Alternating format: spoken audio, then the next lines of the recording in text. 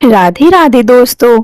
एक समय दालभ्य ऋषि ने पुलस्त्य ऋषि से पूछा कि हे महाराज, पृथ्वी लोक में मनुष्य ब्रह्म हत्या आदि महान पाप करते हैं, पराय धन की चोरी तथा दूसरे की उन्नति देखकर ईर्ष्या करते हैं, साथ ही अनेक प्रकार के व्यसनों में फंसे रहते हैं, फिर भी उनको नरक प्राप्त नहीं होता।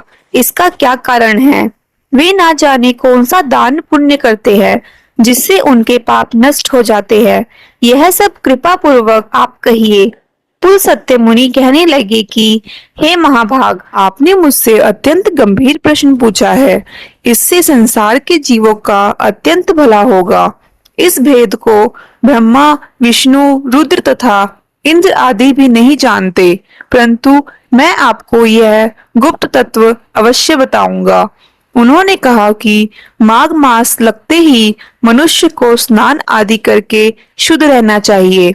इंद्रियों को वश में कर काम, क्रोध, लोभ, मोह, अहंकार, ईर्ष्या तथा द्वेष आदि का त्याग कर भगवान का स्मरण करना चाहिए।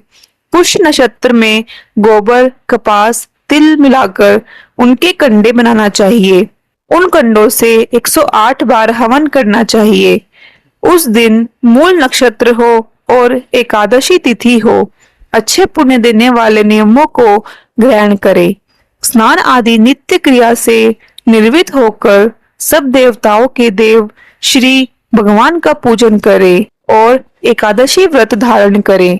रात्रि को जागरण करना चाहिए। उसके दूसरे दिन धूप, दीप, नैवेद्य आदि से भगवान का पूजन करके खिचड़ी का भोग लगाना चाहिए।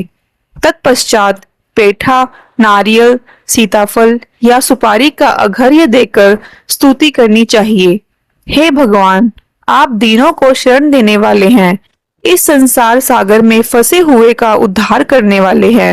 हे पुंडरीकाक्ष, हे विश्वभावन, हे सुब्रह्मण्य, हे पूर्वज, हे जगतपते, आप लक्ष्मी जी सहित इस तुच्छ अर्घ्य को ग्रहण करें।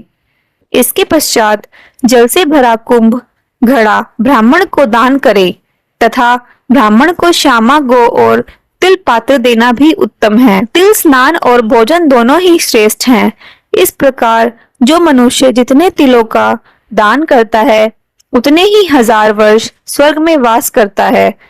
तिल स्नान, तिल का उपटन, तिल का हवन, तिल का तर्पण, तिल का भोजन और तिलों का दान, ये तिल के 6 प्रकार है। इनके प्रयोग के कारण यह षटतिला एकादशी कहलाती है। इस व्रत के करने से अनेक प्रकार के पाप नष्ट हो जाते हैं। इतना कहकर पुलस्त्य ऋषि कहने लगे कि अब मैं तुमसे इस एकादशी की कथा कहता हूँ। एक समय नारद जी ने भगवान श्री विष्णु से यही प्रश्न किया था और भगवान ने जो षटतिला एकादशी का महात्म्य नारद जी से कहा, सो मैं तुमसे कहता हूँ। भगवान ने नारद जी से कहा कि हे नारद, मैं तुमसे सत्य घटना कहता हूँ, ध्यान पूर्वक सुनो। प्राचीन काल में मृत्युलोक में एक ब्राह्मणी रहती थी। वह सदैव व्रत किया करती थी। एक समय वह 1 मास तक व्रत करती रही। इससे उसका शरीर अत्यंत दुर्बल हो गया। यद्यपि वह अत्यंत बुद्धिमान थी, तथापि उसने कभी देवताओं या ब्राह्मणों के निमित्त अन्न या धन का दान नहीं किया था। इससे मैंने सोचा कि ब्राह्मणी ने व्रत आदि से अपना शरीर शुद्ध कर लिया है, अब इसे विष्णु लोक तो मिल ही जाएगा, परंतु इसने कभी अन्न का दान नहीं किया, इससे उसकी तृप्ति होना कठिन है। भगवान ने आगे कहा, ऐसा सोचकर मैं भिखारी के वेश में मृत्युलोक में उस ब्राह्मणी के पास गया और उससे भिक्षा मांगी। वह ब्राह्मणी बोली, महाराज किस लिए आए हो? मैंने कहा, मुझे भिक्षा चाहिए। इस पर उसने एक मिट्टी का ढेला मेरे भिक्षा पात्र में डाल दिया। मैं उसे लेकर स्वर्ग में लौट आया।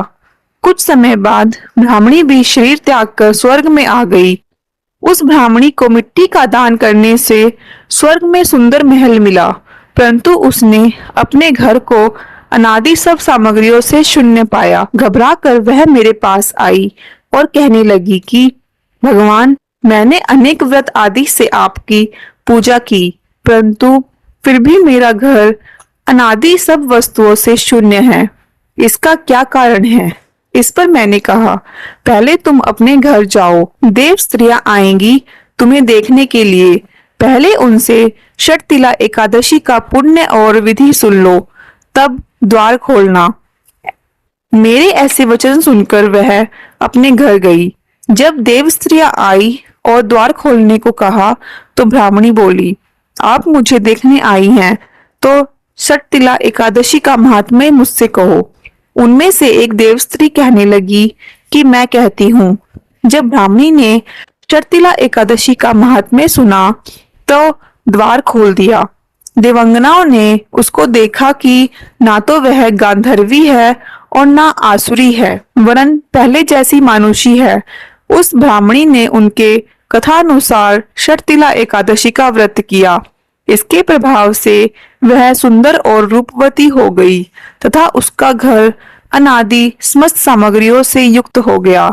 अतः मनुष्य को मूर्खता त्याग कर षटतिला एकादशी का व्रत और लोभ ना करके तिल आदि का दान करना चाहिए। अनेक प्रकार के कष्ट दूर होकर मोक्ष की प्राप्ति होती है।